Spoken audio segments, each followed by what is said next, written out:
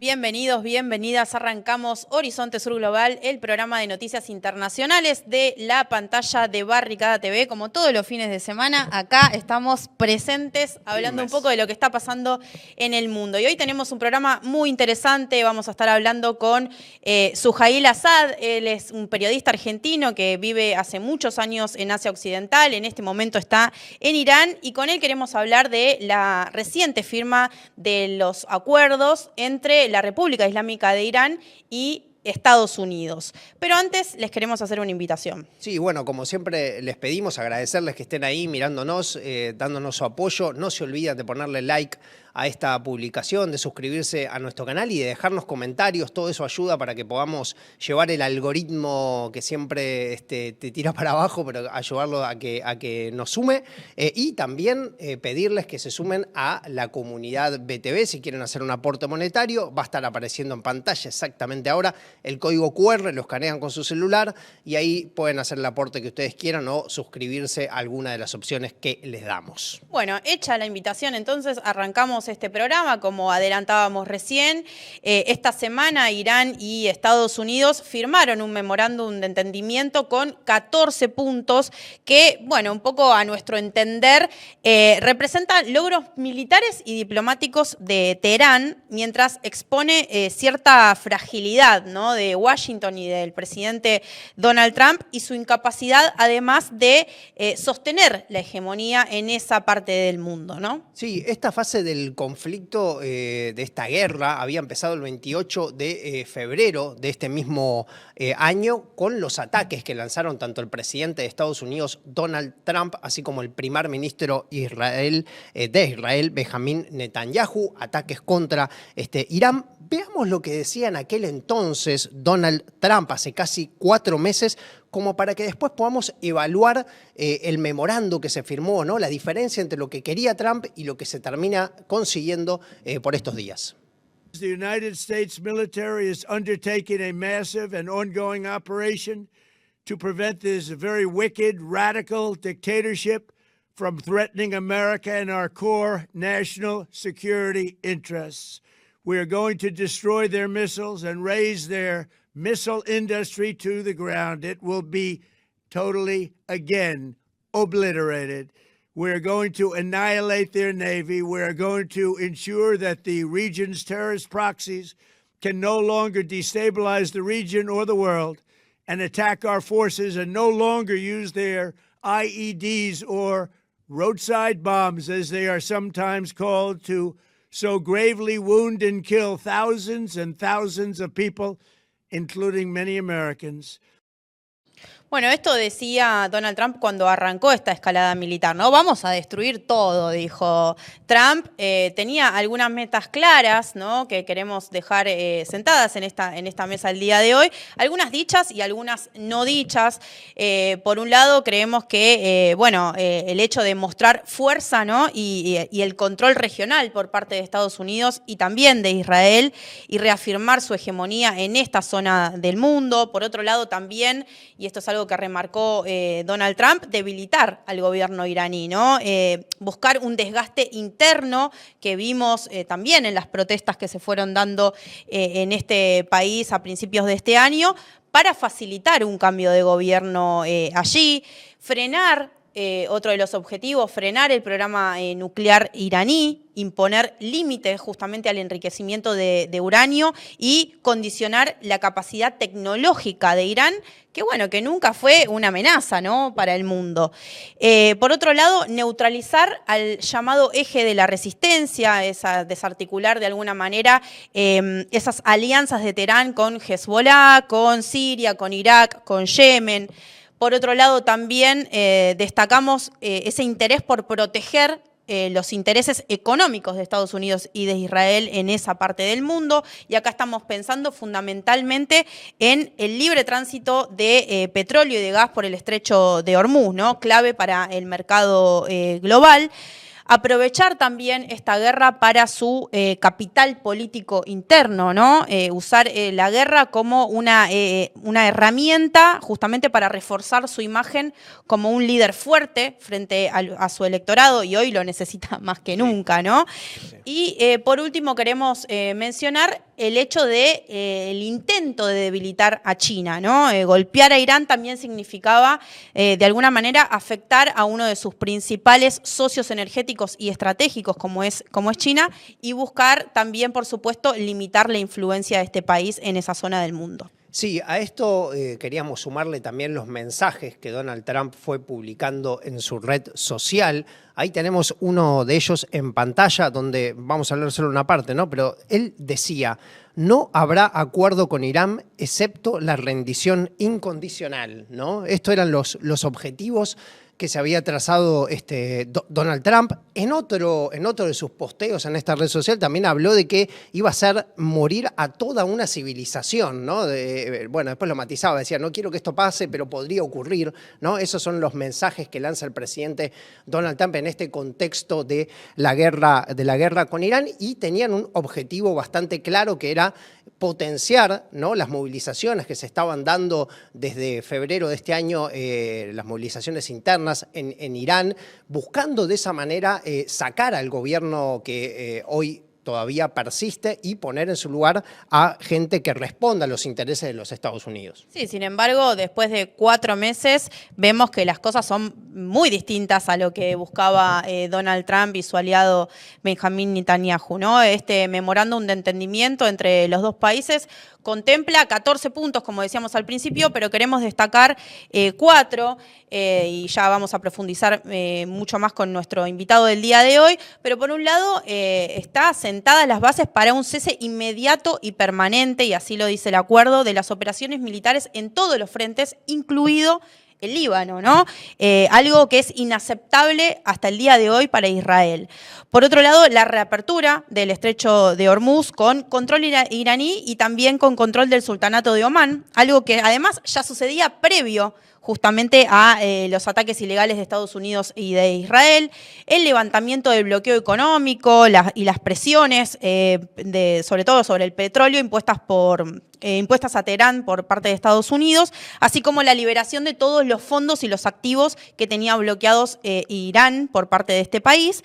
Y a esto sumar también, como último punto, la creación de un fondo por 300.000 millones de dólares para Irán, financiado por los estados del Golfo Pérsico, ¿no? Sí, bueno, este es el memorándum, que además contempla la firma de un acuerdo definitivo. El memorándum es un marco sobre el cual se va a intentar llegar a este acuerdo definitivo. Se pusieron 60 días de plazo para intentar llegar a este acuerdo definitivo. Es decir, en concreto, lo que podemos decir es que ninguno de los objetivos que Estados Unidos había puesto cuando inició este ataque contra Irán se cumplió, ¿sí? Y veamos ahora lo que decía Donald Trump respecto a uno de los objetivos no cumplidos y uno de los que él más resaltó, que tenía que ver justamente con destruir el poder misilístico de Irán. Veamos el video con las declaraciones de Trump. You said you don't mind Iran having ballistic missiles. Can you elaborate on that? No, I'm saying that if other countries have them, it's a little bit unfair for them not to have some. A ballistic missile is not the same thing as what we're talking about when we talk nuclear. But if Saudi Arabia and Qatar and they all have some, I would say in relative proportion, I think it's okay. That's what I mean.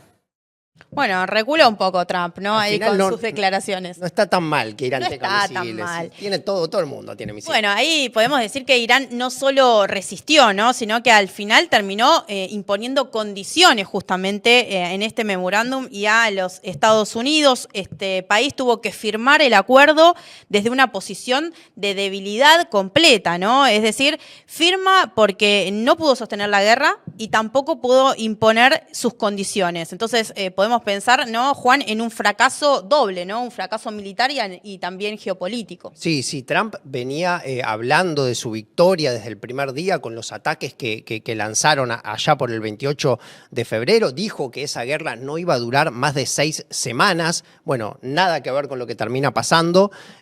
Casi 4 meses después está firmando este acuerdo que claramente es una capitulación frente a Irán.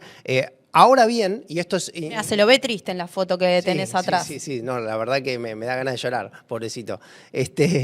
Ahora, bueno, también es muy interesante señalar esto, ¿no? Estados Unidos rompe lo que firma en todas partes del mundo. Digo, no podemos simplemente decir que esto se va a cumplir porque ya lo firmaron. Entonces, estamos ante un proceso del cual no se puede leer como un cierre definitivo.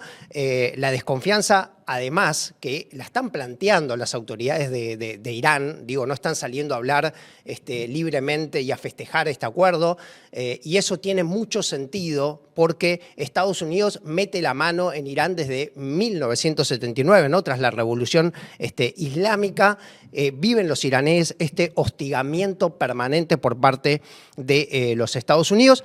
Además, obviamente Trump, este presidente que tuvo que firmar este memorándum, sabemos que está profundamente ofendido porque no le dieron el Premio Nobel de la Paz, ese premio que tanto había pedido, que hubiera sido una contradicción gigantesca porque Estados Unidos, desde que Trump es presidente, no para de abrir conflictos en distintas partes del mundo. Veamos ahora un fragmento de lo que dijo Donald Trump en la rueda de prensa de la cumbre del G7 que se estaba llevando adelante en Francia. Is the text of the agreement now final, or are you still... No, it's not final. It's a memorandum of understanding, and if I don't like it, we'll go back to shooting at them, dropping bombs on their head. If they don't behave, we'll go right back to dropping bombs right smack in the middle of their head, okay? Because they've misbehaved for 47 years. Bueno, por estas cosas no se puede confiar en Estados Unidos, ¿no? Que lo dice libremente, vamos a romperles la cabeza si no cumplen los acuerdos, cuando los primeros que incumplen en general son los Estados Unidos y es el ente de ocupación israelí, ¿no? Otro aspecto importante, ¿no?, a definirse es si Israel va a aceptar este memorándum, ¿no? Y esto aparentemente expone un desacuerdo, por lo menos es lo que empezamos a ver en las primeras horas, ¿no?, entre las posiciones entre Israel y Estados Unidos. De hecho, así lo fueron manifestando algunos integrantes incluso del gabinete de Benjamín Netanyahu, quienes sostienen que Israel no tiene que dejar de bombardear el Líbano. Y ahí les queremos mostrar una declaración del ministro de Seguridad de Israel, Ben Gvir. Ahí vemos que dice: por cada lágrima de una madre israelí, 1000 madres libanesas deben llorar. Todo el Líbano debe arder, Nuestro deber supremo es proteger a los ciudadanos de Israel y a los soldados de las fuerzas de defensa de Israel, y este compromiso debe prevalecer sobre cualquier otra consideración, ¿no? Este asesino de palestinos que recordemos que para su cumpleaños festejó con una horca en su torta, ¿no? Sí, tal cual, un personaje realmente nefasto. Entonces, bueno, lo que tenemos es que en la superficie se ven diferencias, veremos si esto refleja una fractura real o si están jugando al policía bueno y al policía malo, algo que no sería para nada raro conociendo a estos dos personajes. La realidad es que Trump venía necesitando mostrar que la guerra se terminaba, fundamentalmente porque, bueno, según marcan las encuestas de opinión en los Estados Unidos, su imagen se está cayendo de una manera realmente impresionante. Además, Estados Unidos tiene una deuda gigantesca. Estamos hablando de 39 billones de dólares, la deuda que tiene Estados Unidos.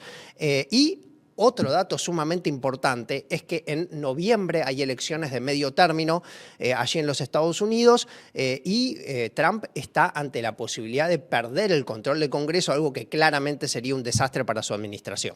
Sí, bueno, y como decíamos recién, Netanyahu insiste justamente en mantener la ofensiva, particularmente en el Líbano, ¿no? Su apuesta viene por seguir golpeando justamente a ese país, aunque bueno, vemos que también está cada vez más aislado, que tiene una oposición interna muy fuerte también y crece día a día.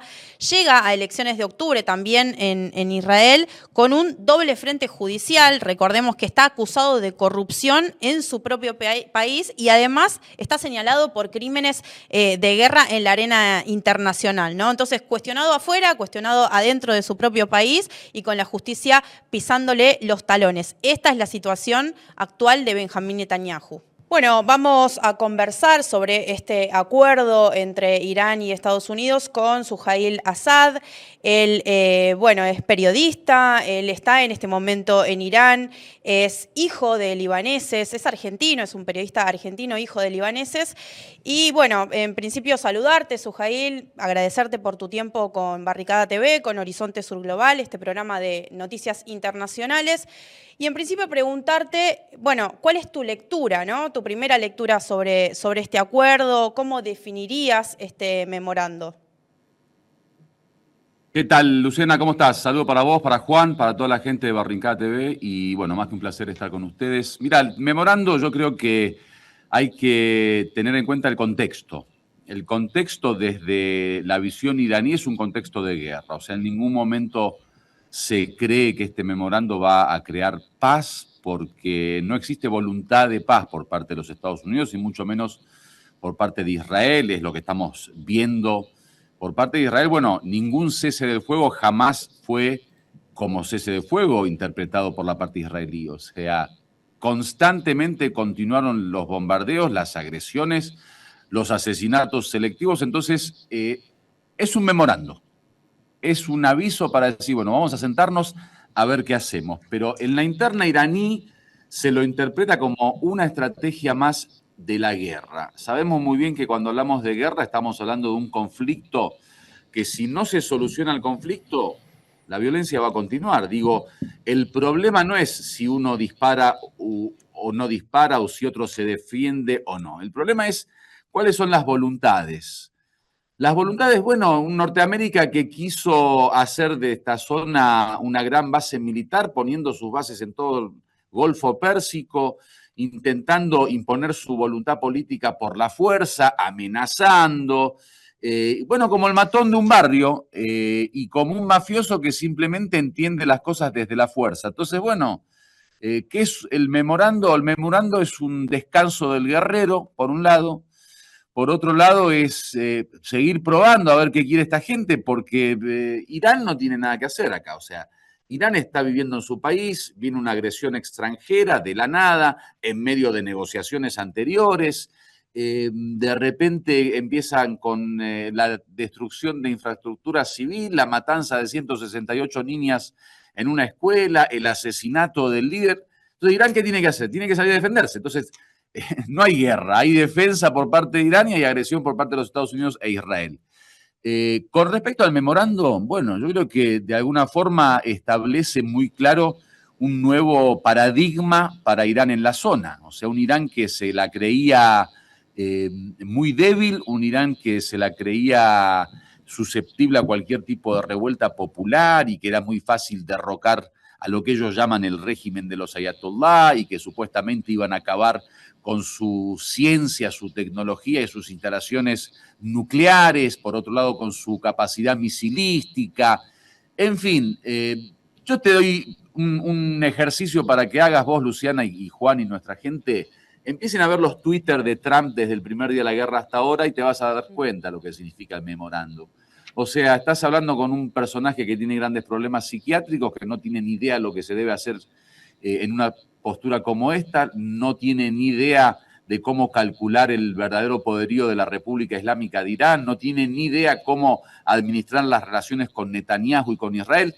En fin, estamos frente a un memorando que deja mucho que desear en el sentido de que las partes no son partes iguales. O sea, Irán va con una lógica, va con un tipo de diálogo que es muy claro y es normal y es su derecho, está defendiéndose ante dos potencias nucleares y aquellos quieren quitarle la tecnología nuclear a Irán. O sea, el único personaje que puso una bomba nuclear alguna vez en el mundo y la historia conoce lo que es una bomba nuclear es Estados Unidos y ahora se hace el abogado, digamos, de defensa de los derechos humanos para que Irán no posea tecnología o desarrollo nuclear. Bueno, ¿qué es el memorándum? Es simplemente una parte específica de una guerra que no terminó, una guerra que va a continuar, una guerra que hasta que no se acabe esa voluntad de agresión por parte de Israel y Norteamérica por el lado iraní va a continuar,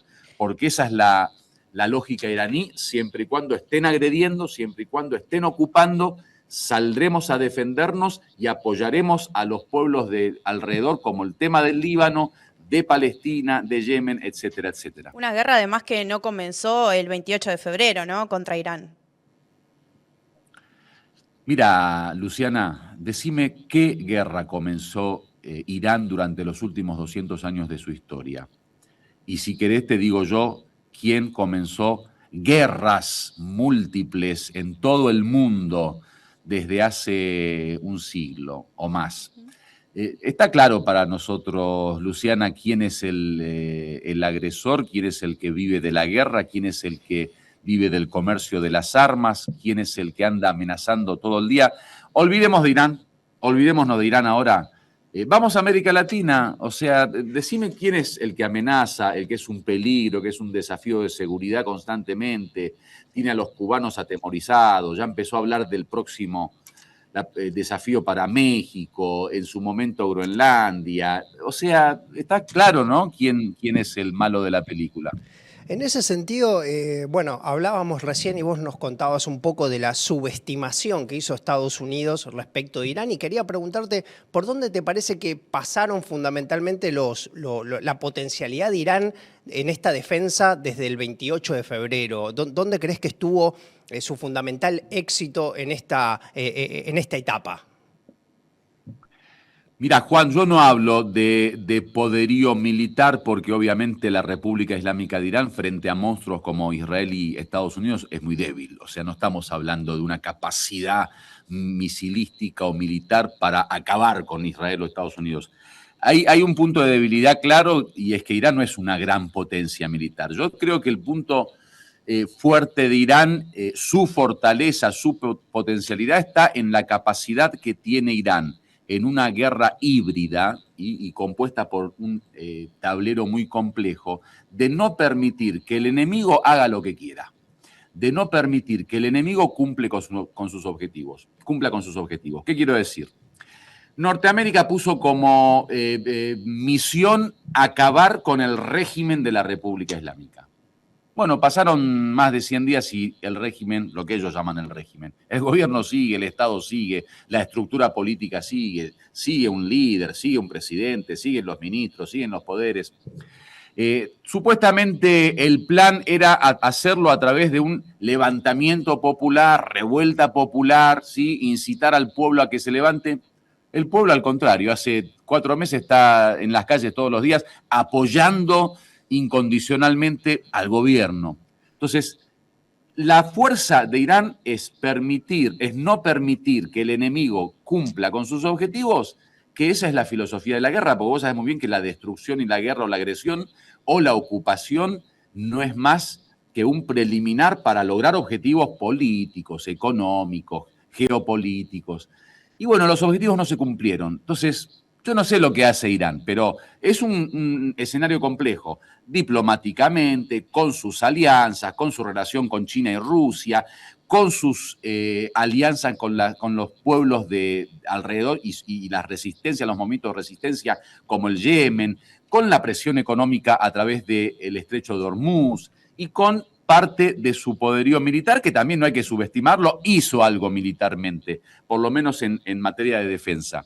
Así que eso es lo que yo creo que es el verdadero arte de la guerra de Irán, el no permitir que el otro haga lo que quiera y que se cumpla su voluntad.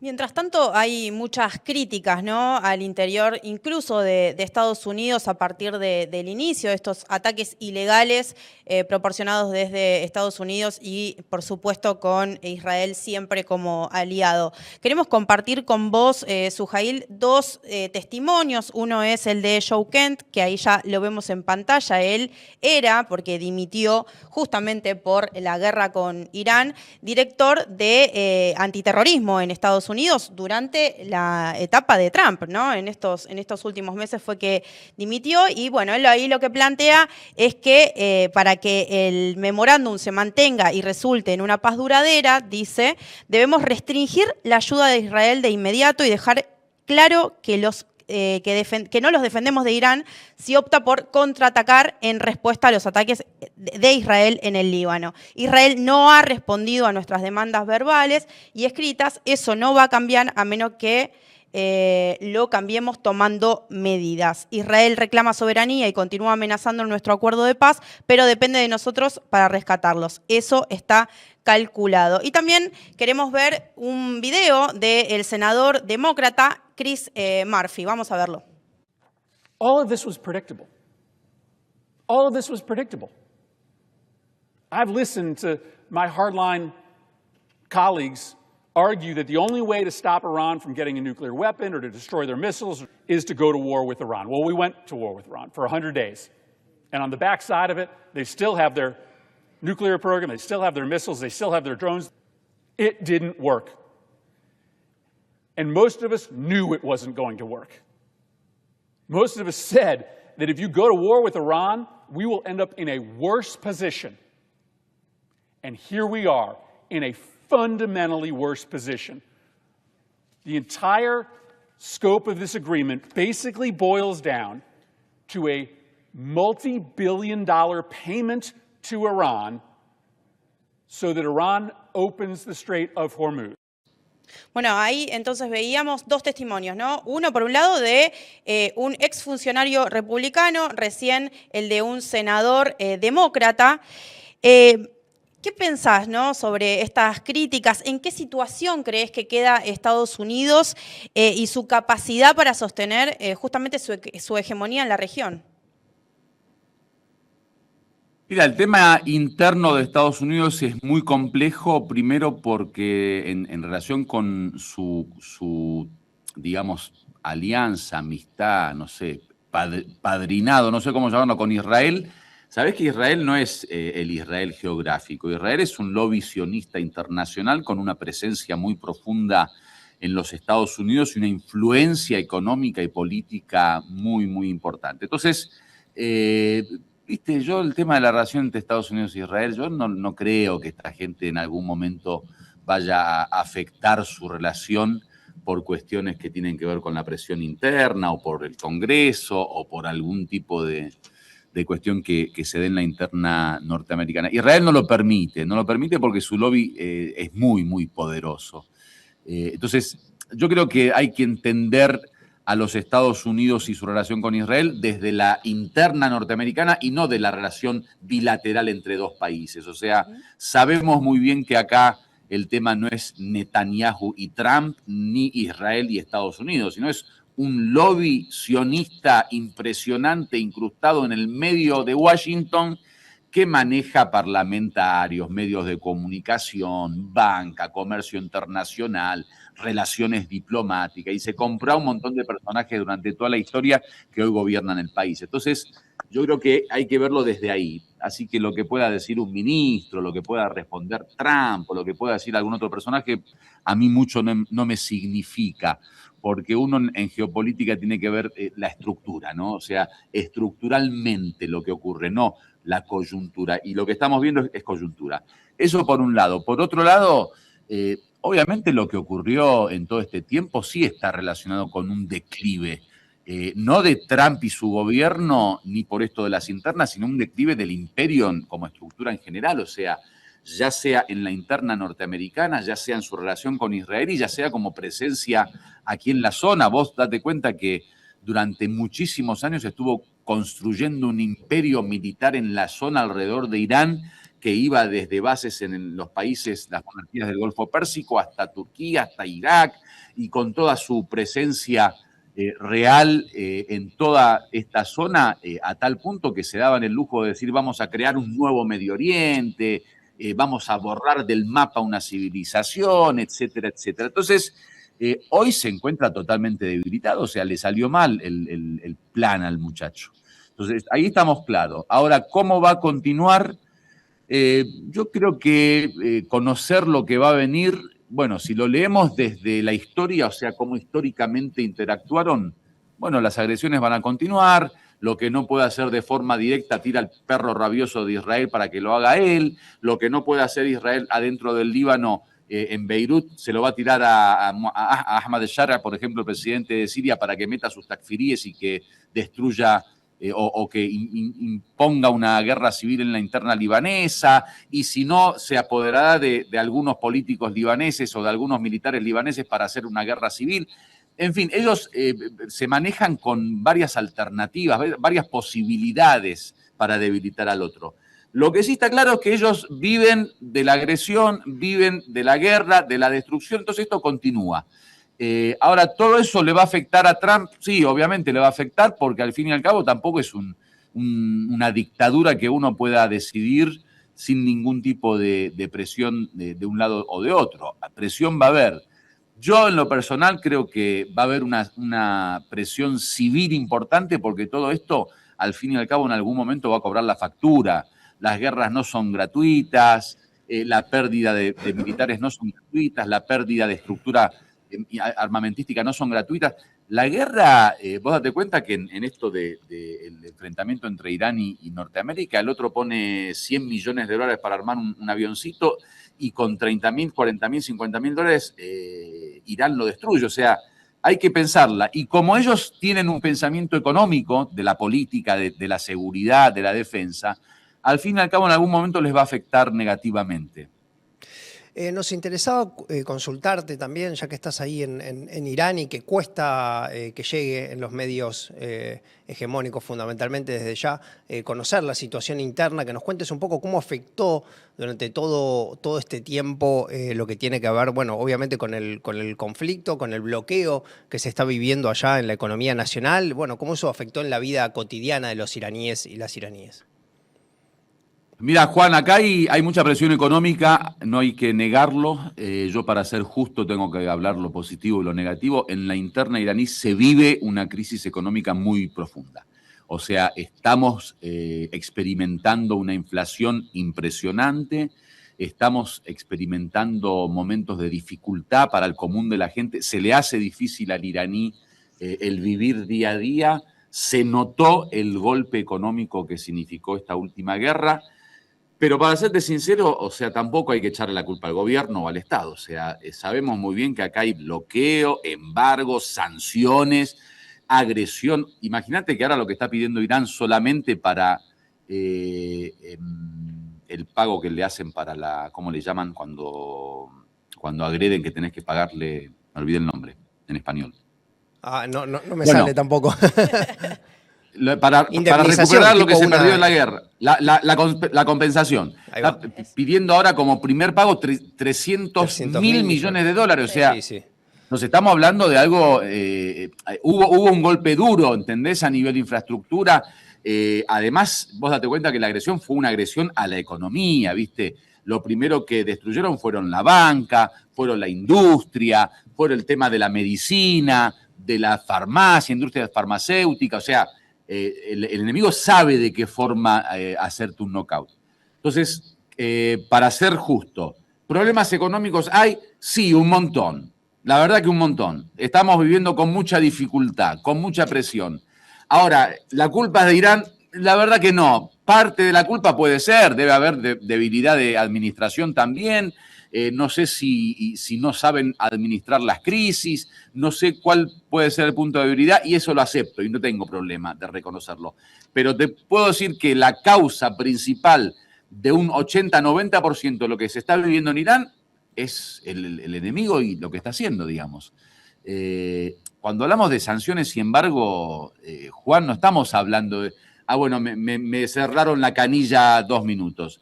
Hace 47 años que Irán está viviendo, para ponerte un ejemplo y que puedan entenderlo ustedes de América Latina, lo mismo que hicieron con Cuba y que a Cuba la ahorcaron y quedó ahora sin agua, sin electricidad, sin gas, sin capacidad de poder ni siquiera subsistir o sobrevivir. Bueno, lo mismo le hicieron a Irán, pero triplicado, o sea, muchísimas sanciones más y multilaterales y por parte de todo el mundo, más las guerras, más el apoyo a personajes como Netanyahu e Israel para perjudicar más a Irán desde Israel, más el apoyo al mundo árabe, a las monarquías del Golfo Pérsico para más presión contra Israel.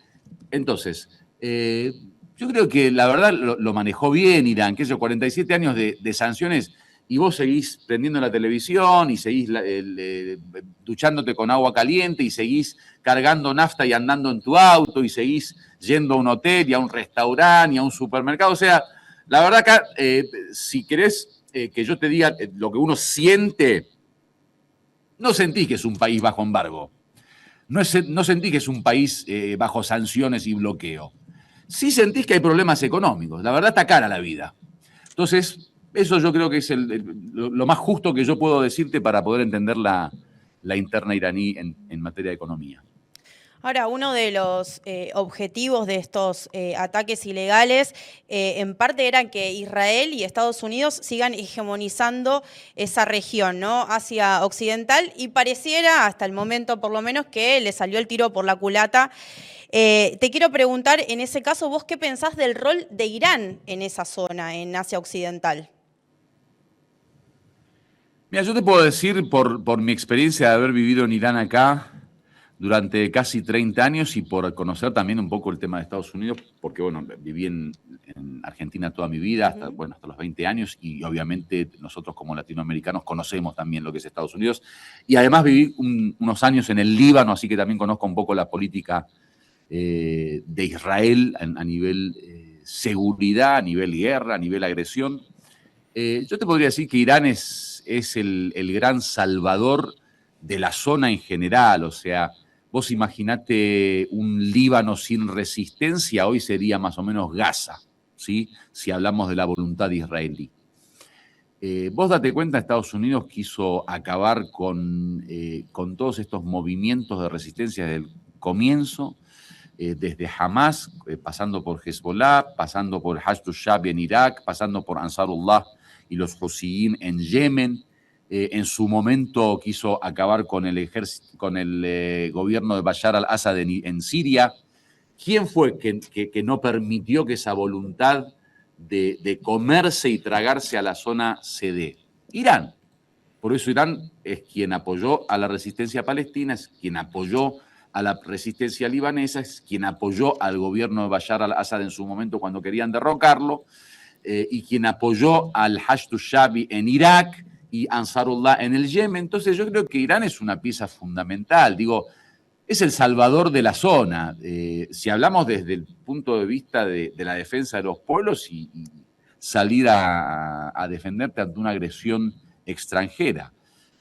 Por eso tanta insistencia por parte de los Estados Unidos e Israel con Irán. O sea, vos ahora agarrá, ponele si querés hacer un ejercicio, todos los discursos de Netanyahu desde el primer día que es presidente hasta ahora en las Naciones Unidas. Vas a verlo al tipo con el micrófono diciendo Irán, Irán, Irán, Irán. O sea, no podía dormir por la ¿cómo le llaman los sueños malos? Pesadillas. La pesadilla de Irán. Disculpe que yo hablo muy bien español, pero a veces se me escapan las palabras porque hace 30 años no vivo en Argentina. Perdón. Las pesadillas iraníes. Entonces, y lo mismo Norteamérica, ¿viste? O sea, fue una pesadilla Irán. Lo que pasa es que es un tema que ya es histórico, lleva 47 años. O sea, el tema de la tensa relación entre la República Islámica y Estados Unidos e Israel fue desde el comienzo de la revolución. Entonces es una tensión que llevó sus idas y venidas, sus subidas y bajadas, y hoy, bueno, llega obviamente al sumus de esa tensión a través de una agresión directa y de una confrontación militar, como se dio hace 4 meses. Queríamos consultarte también, bueno, mencionabas recién al Líbano, saber cuál es hoy por hoy la situación allí, fundamentalmente para la población, frente a los bombardeos y los bloqueos, ¿no?, que están sufriendo. Mirá, el Líbano obviamente continúa la guerra como si fuera el primer día, o sea, olvídate que haya habido cese de fuego. El cese de fuego para ellos no es más que un papel que lo guardan de recuerdo después en el museo, porque en realidad no tienen ningún tipo de influencia en la voluntad de agredir o no agredir, o de bombardear o no bombardear, en absoluto. La guerra sigue. Ayer fue una de las noches más difíciles para el sur del Líbano, la destrucción sigue. Algunas zonas, algunas aldeas o pueblos del sur del Líbano han sido destruidas casi en su totalidad. Cuando digo casi, 60-70% de sus casas, de sus viviendas, de su infraestructura civil.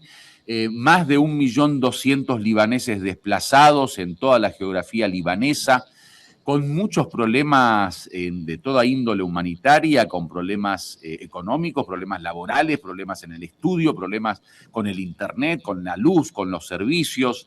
Es guerra, ¿no? Está viviendo guerra el Líbano.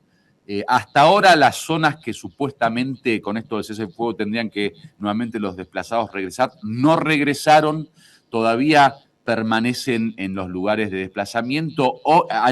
Desde ayer a hoy, hubo una nueva ola de desplazamiento. Yo estuve hablando hoy por teléfono con mi esposa, que se encuentra actualmente viviendo en el Líbano, y me comentaba que se sumaron, porque nosotros estamos en una zona lejana al conflicto en el norte del Líbano. Me decía que hoy se sumó una nueva ola de desplazados al pueblo donde nosotros vivimos. Así que la situación es muy, muy cruel, muy, muy dura. Siguen matando gente, siguen derramando sangre. Y bueno, eso es lo que les toca vivir a los libaneses. Creo que ese es uno de los puntos clave, ¿no? La situación en el Líbano, que es parte también de este acuerdo, que Irán lo dejó por escrito en este acuerdo y que lo viene planteando en las distintas mesas de negociación. Te quiero preguntar qué pensás que puede llegar a hacer Israel, ¿no? Que, bueno, aparentemente tiene una negativa a cortar con los ataques en el Líbano puntualmente. Mira, yo creo que hay que hacer una distinción, Luciana, entre el campo de batalla y lo que ocurre en el día a día con respecto a las agresiones israelíes y sus ataques, y el campo diplomático. Yo creo que son dos campos que están bastante distantes hoy, por lo menos en lo que respecta al Líbano. Irán tiene la obligación de hablar del Líbano en sus negociaciones y ponerlo como condiciones, porque obviamente sabe muy bien que este juego israelí en el Líbano también es parte de poder debilitar a Irán de alguna forma, de forma indirecta, porque sabemos muy bien que en la política expansionista de Israel, cuando ataca un segundo país, lo ataca para terminar con ese segundo país y venir acá. O sea, el iraní lee la zona como diversos círculos de su propia geografía. O sea, Israel empezó con Palestina, continuó con Líbano y ahora se quiere apoderar de Siria y también se va a querer apoderar de Irak mañana y después de Turquía. Por eso Erdogan salió a plantear la historia de que, bueno, muchachos, después venimos nosotros, o sea, movámonos porque si no va a estar mal el tema. Entonces, Irán hace una lectura desde esa forma. Es más, teniendo en cuenta los planes del enemigo que su propio derecho, porque uno podría decir, bueno, Irán, ¿qué necesidad tiene de meterlo al Líbano? O sea, ¿para qué quiere complicarse tanto cuando si le asegura su seguridad, si le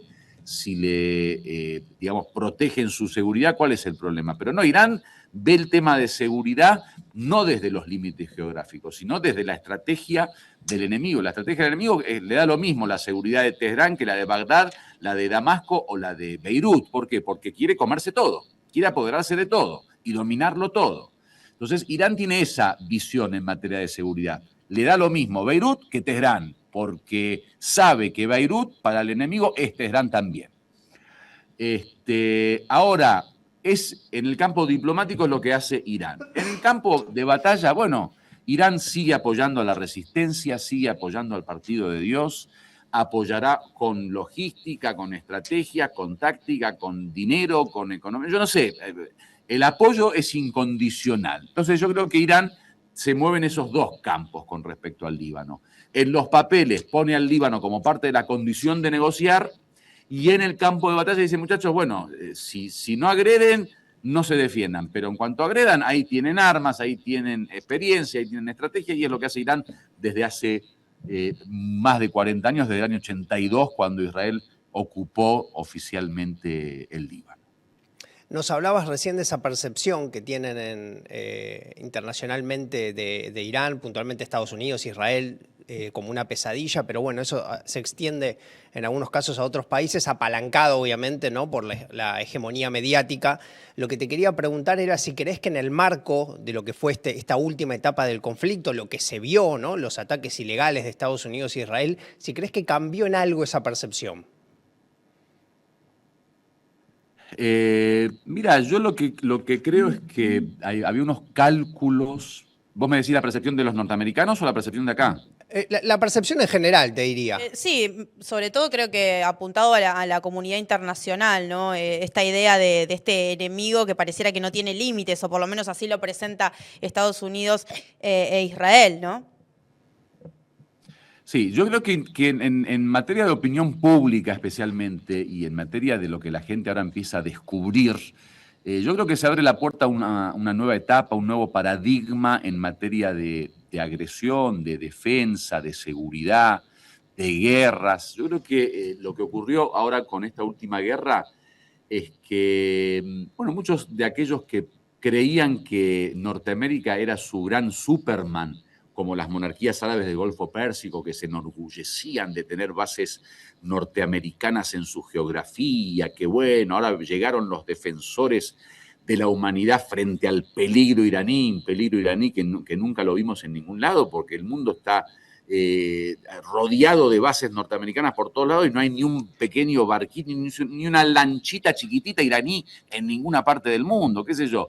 Un temor que ellos lo armaron con diplomacia política y medios de comunicación, porque la verdad, vos vas a la realidad, no sé si ustedes en Argentina vieron algún barco, una base militar iraní apuntando a Milei, no sé, para destruir, no sé, digo, la fantasía del mundo, ¿no? De que sí. Irán, el gran peligro. ¿El gran peligro de qué? O sea, si vos estás a 15.000 kilómetros, Irán no tiene ni siquiera una Kalashnikov ahí en Buenos Aires. ¿De qué temés? No entiendo yo, digamos. Pero bueno, entonces yo creo que ahora hay un nuevo paradigma. Irán ya no es el gran terror del mundo, ni el gran temor del mundo, ni el cuco, ni el monstruo. Se acabó. Se dieron cuenta ahora quién es el verdadero terrorista, quién es el verdadero Bin Laden occidental, que se llama Trump y Netanyahu. Se dieron cuenta que no es tan poderoso, porque si hubiera sido poderoso hubiera acabado con Irán. Digo, dos potencias nucleares. Bueno, a Irán le haces así, es como la lucha del elefante con una hormiguita, o sea, y no pudieron. ¿Qué quiero decir? Bueno, el nuevo paradigma. Estados Unidos ya no es el Superman ni el defensor del mundo, uno. Dos, Estados Unidos es el gran terror y temor del mundo porque te quiere desaparecer una civilización, escúchame, raptan a un presidente como el de Venezuela como si fuera una cosita así, digamos. Yo no sé, esta gente vio mucho Hollywood, viste, muchas películas de Far West y se piensan que el mundo se maneja así, viste. Yo no sé. Bueno, entonces ya quedó clara la imagen de estos personajes ante el mundo. Quedó clara que Irán tiene una capacidad de poder deshacerse de los planes de Norteamérica e Israel de una forma muy lógica y clara, o sea, lo hizo. Dolió, costó mucho, pero lo logró, o sea, lo logró. Antes no, ¿viste? Antes nadie puede levantarse en contra de Estados Unidos porque es el dueño del mundo, no sea cosa que acaben con vos. Acá dicen, no, muchachos, acabarán con parte de nosotros. Matarán a 5, 6, 10, 15, 20, 100, 1000.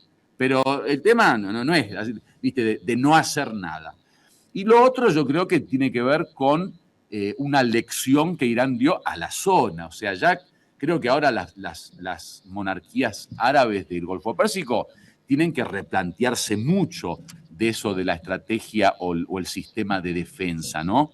Ya hace, yo creo que unos 28 años, Irán ya había propuesto un programa de defensa, un sistema de defensa para toda la zona y les dijo, muchachos, Estados Unidos no solo no los va a defender a ustedes, no va a poder defenderse ni siquiera a él mismo. O sea, Estados Unidos no es Dios, ¿viste? No es el señor del universo para defenderse a sí mismo y defender al mundo. No es eso. Y ahora quedó demostrado, ¿viste? Hizo un desastre, las bases norteamericanas quedaron pero como migajas de pan después de comer un sándwich, o sea, una cosa que vos... Entonces, yo creo que es una gran lección para los Estados Unidos, una gran lección para los árabes y una gran lección para el mismo mundo, ¿no? Que vivía de la fantasía, vivía de la imposición mediática de la BBC y la CNN, vivía de una narrativa que estaba inventada y creada y escrita en las oficinas de la CIA. Ahora creo que la gente, mira, yo creo que la capacidad que tiene la realidad de mostrarte lo que es es mucho más potente que cualquier tipo de fantasía. Te lo digo yo ahora como artista. Yo fui en mi juventud actor de teatro y me dediqué al cine y la televisión durante mucho tiempo. Mirá, vos podés mentir mucho en arte, en teatro, en cine, en novelas, pero la realidad siempre es más fuerte, ¿entendés? Yo creo que Irán ahora dio un par de bofetazos reales que no era imitación ni mimo, no, eran reales y la gente lo vio. Por eso yo te hablo ahora desde la objetividad, no porque soy un defensor de Irán. Vos entrás ahora en las redes sociales y la gente considera a Irán el héroe del mundo, ¿viste? O sea, ya no se comen más los versos de un Estados Unidos queriendo luchar por la libertad del mundo y la seguridad del mundo y la democracia de los hombres. Te traigo un segundito para Argentina. Queremos contarle a la audiencia, para los que no lo pudieron ver, porque en los medios tradicionales poco se contó sobre esto. El 30 de abril pasado de este año, la familia de Sujail, que además pertenece a la comunidad islámica en Buenos Aires, sufrió en su casa un operativo policial muy violento, ¿no? Por supuesto, bajo la acusación de posibles vínculos con el terrorismo, con el narcotráfico, categorías que, ya vemos que utilizan para perseguir, para amedrentar a cualquier comunidad que se enfrente, que se resista, que plantee otro paradigma, como veníamos charlando en este programa, ¿no? Bueno, te quiero preguntar, que le cuentes también a la audiencia un poco, qué sucedió ese día, en qué situación quedó ese caso, y por otro lado, preguntarte también, ¿qué lectura haces, ¿no?, de que el gobierno de Javier Milei se muestre tan entregado a las presiones de Benjamín Netanyahu? Bueno, tal como lo explicaste, Luciana, hubo un suceso, que realmente nos dejó muy choqueados. 3 casas habitadas, la de mi hermana y mi cuñado, la de mi hermano y mi cuñada, y la de mi sobrino y su esposa. La Policía Federal entraron a tiroteos, tiroteando la cerradura en el caso de la casa de mi hermano, las otras 2 casas rompiendo la puerta. Una casa, la de mi sobrino, rompiendo la puerta, la tercera de mi hermana, tocaron el timbre, estuvieron 7, 8 horas ahí, esposándolos, amenazándolos con las armas en las cabezas. El Hollywood que les encanta a ellos, de experimentar con la ciudadanía civil e inocente como nuestra gente, que durante tantos años vivieron como cualquier laburador, cualquier ciudadano porteño que solamente va a la verdulería a vender fruta y vuelve a su casa. La acusación, somos musulmanes, somos chiitas, apoyamos a la Revolución Islámica de Irán, yo vivo entre Líbano e Irán. Eso ya para ellos, la palabra revolución ya es muy peligrosa, siempre fuimos, perseguidos por ser revolucionarios. Después les gustó mucho el término terrorismo, también impuesto por la prensa occidental en contra de los musulmanes, y estigmatizando a una comunidad de un millar, o sea, 1.500 millones de musulmanes, todos terroristas, en fin. Estuvieron obviamente molestándolos, después, como siempre, pidiendo disculpas, fue un pequeño error, se van, queda la causa en un juzgado que obviamente es bancado por ellos mismos, y seguramente con un juez también bancado por ellos mismos, y seguramente con algún abogado defensor que en algún momento lo van a bancar a ellos también. El mismo juego que viene repitiéndose desde siempre. Nosotros lo vivimos en la época de los milicos, lo vivimos en la democracia, lo volvemos a vivir ahora. Han metido preso a personas de nuestra comunidad ya con el verso de la AMIA. Todo eso que venimos nosotros viviendo ya desde hace muchísimos años en Argentina. Nunca existió justicia, nunca existió forma de poder defenderte porque somos un 4 de copa, desgraciadamente, a nivel defensa. ¿Qué ocurre? Ahora quedó el tema ahí en la justicia, o mejor dicho, en la injusticia, con una familia atemorizada. Nosotros somos los terroristas, pero en realidad ellos son los que imponen el terror en nuestras casas, qué sé yo, ¿viste? O sea, más de lo mismo, para mí más de lo mismo, qué sé yo. Milei Y bueno, yo lo explicaba en una entrevista otra vez, ¿cómo el presidente de Argentina? No, no es el presidente de Argentina, muchachos, no, es el presidente de Norteamérica, de Israel, que lo impusieron para gobernar Argentina. O sea, Milei sale a decir que soy el presidente más sionista de la historia, o sea, programas de televisión con la bandera de Israel ahí en la televisión argentina, o sea, una Patagonia regalada a Israel, una invitación a 300.000 israelíes que se vengan a ocupar la Patagonia. Bueno, o sea, ¿qué vamos a hacer? ¿Qué vamos a hacer? Somos parte de este mundo en donde desgraciadamente Argentina ya no es soberana, en donde desgraciadamente se vendió la patria desde hace muchos años. Y bueno, y cualquier persona que quiera contradecir esa narrativa, ese discurso, esa voluntad política extranjera, le pasa lo que nos pasa a nosotros. Bueno, yo sin poder entrar a Argentina, me paran en los aeropuertos cada vez que viajo, el gran Bin Laden latinoamericano, bueno, más de lo mismo. Para mí, figurita repetida. Para mi familia muy doloroso, porque es la primera vez que le ocurre algo así de cerca. Siempre fuimos perseguidos desde la época de la AMIA, los autos de la CIDE en puerta de mi casa sacándonos fotos por todos lados como el mejor, digamos, no sé, film norteamericano. Yo nací casi siendo terrorista, o sea, yo nací ya en una familia que éramos terroristas desde siempre, así que mucho de nuevo no tiene toda esta historia, simplemente ahora las manifestaciones difieren, ya hay manifestaciones con violencia, ¿no? Antes era nada más cine y noticias y medios de comunicación, ahora no. Ahora el lenguaje es un lenguaje violento, entro tiroteando, meto los revólveres en la cabeza de tu hermano, lo esposo, lo tiro al piso, me quedo 7 horas en tu casa, amedrentando. Bueno, eso. Para cerrar ya la última pregunta, y obviamente te agradecemos muchísimo por el tiempo, consultarte, bueno, ¿qué balance o qué lectura haces sobre el rol de la comunidad internacional en lo que fue esta última etapa del conflicto?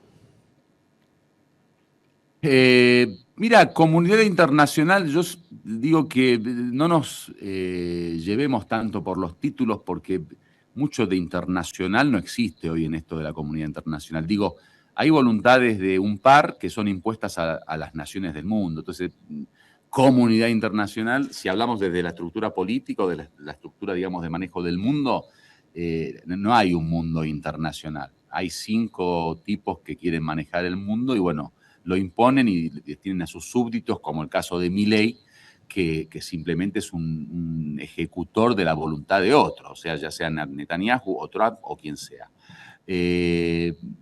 Yo creo que a la conocida como comunidad internacional le falta un poco de valentía para poder enfrentarse de una forma seria y profunda a la injusticia, a la opresión, a la agresión, al colonialismo, al imperialismo, al saqueo mundial, al robo oficial de las multinacionales, en fin.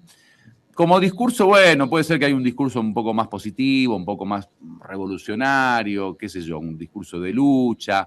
Lo que yo sé es que la gente está muy cansada ya, ¿no? Ya el tema de la injusticia llegó a niveles que, viste, los jubilados, los estudiantes, los trabajadores. Yo creo que lo que se necesita ahora a nivel comunidad internacional es transformar ese pensamiento, esa ideología o esa voluntad en acción. Yo creo que la diferencia que yo puedo hacer entre estos países en Asia Occidental con nuestros países en Occidente en general o en lugares como Latinoamérica es que hay mucho discurso, hay mucho lema, hay mucha, digamos, consigna, pero muy poca acción, ¿viste? Te raptan a tu presidente y la gente se queda viéndolo como noticia, y a los 3 días se olvidaron la noticia y se olvidaron lo que ocurrió y te ponen a un presidente nuevo y falsifican las noticias y falsifican las elecciones, imponen personajes para gobernar nuestros países. Bueno, hasta que no haya una acción real, viste, de confrontación, de enfrentamiento, de lucha, bueno, vamos a seguir así.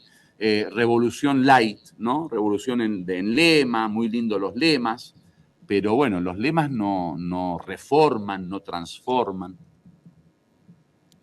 Gracias, Sujail, por tu tiempo con Barricada TV, con Horizonte Sur Global. Realmente fue muy interesante para nosotros poder tenerte en nuestro programa.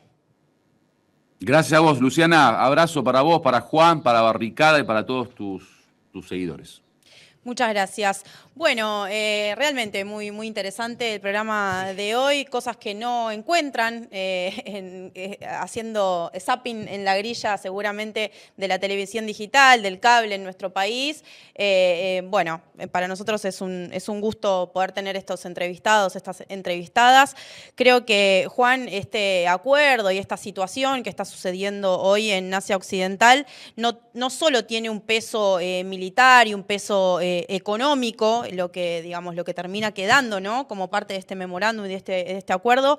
Irán históricamente fue presentado como un enemigo, ¿no? Un enemigo casi que eterno para Estados Unidos y para Israel, y aparece ahora en el centro de la escena internacional, me parece, firmando un acuerdo que lo reconoce primeramente como un interlocutor legítimo, ¿no?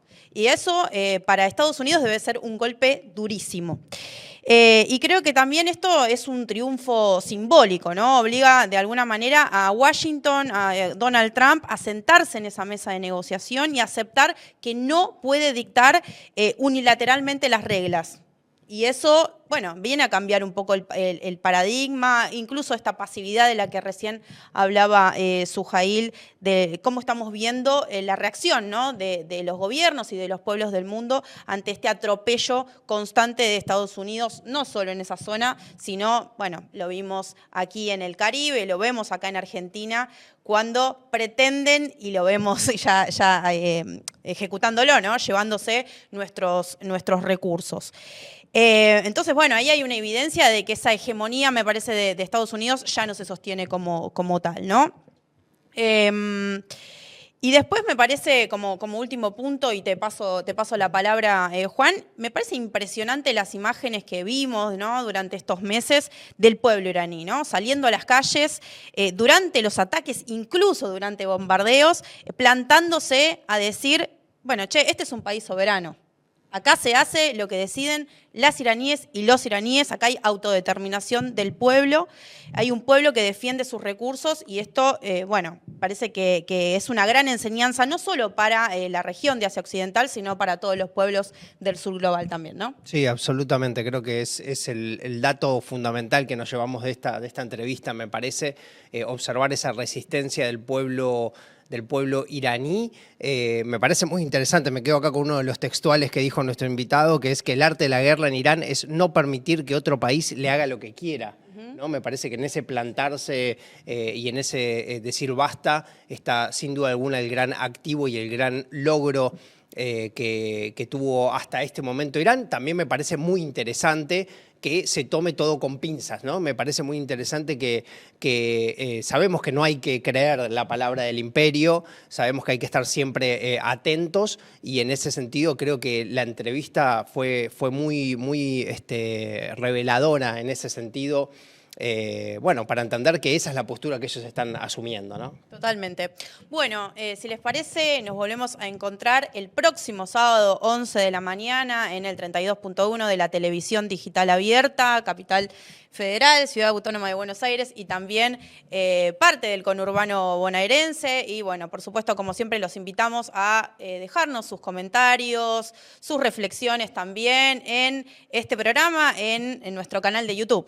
Sí, tal cual. Está buenísimo leerlos ahí. También aparece el código QR para aquellos que quieran darnos una mano económicamente. Pueden hacerlo por el monto que ustedes quieran, o si no, suscribirse a nuestra comunidad. Hoy quedó claro más que nunca, ¿no?, la importancia de este programa, de llevar adelante estas voces para romper ese cerco mediático que no permite que se conozcan otras realidades. Bueno, nos encontramos la próxima semana entonces.